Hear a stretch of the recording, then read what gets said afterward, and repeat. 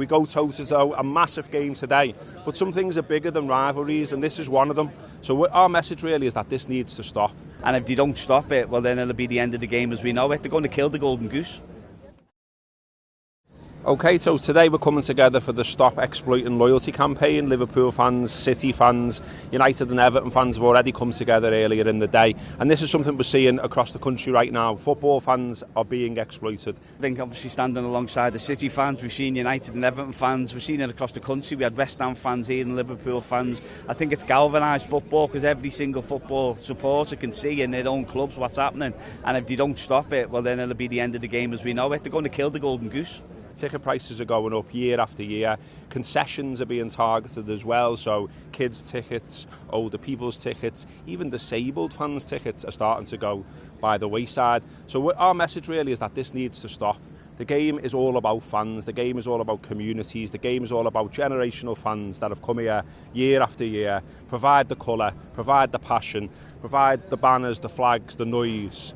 And if slowly but surely you eat away at that and that erodes and it goes, well, what do we end up with? It would just be people politely clapping in a football stadium. And that isn't what this club's about. It isn't what City or United are about. It isn't what Everton are about. And that's why we've all come together to do this today. I think we've got to put into focus the greed of the Premier League owners, what they're doing with ticket prices. And I think it's an existential threat. And if they can't see it, well, we need to make them see it.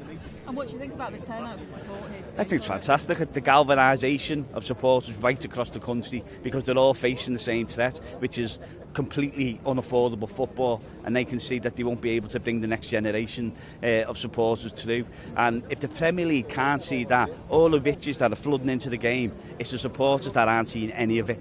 We always seem to be at the sharp end, and we need to have a share of what's coming in because let's face it, we create it.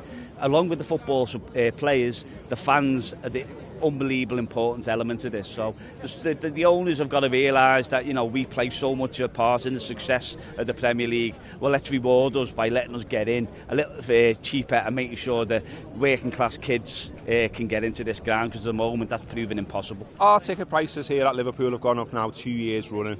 And we believe football is already too expensive. If you think in the last 30 years, football tickets have gone up 875%.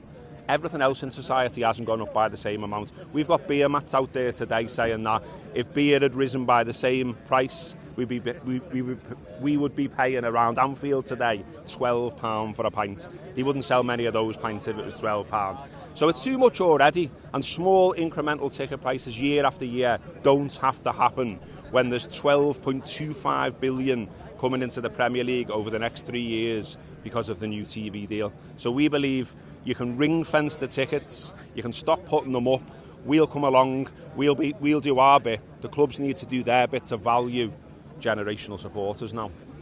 Do you think these protests are going to continue? Yeah, absolutely. They're going to keep ramping up. We've seen what happened, the disgraceful actions by Manchester United this week, and the concessions. Other clubs are doing that as well. And if the owners don't take stock, stop, realise what they're doing and start actually talking to us, but making sure that they're listening, but also implementing policies that ensure that we can actually get people in the ground that want to get in there.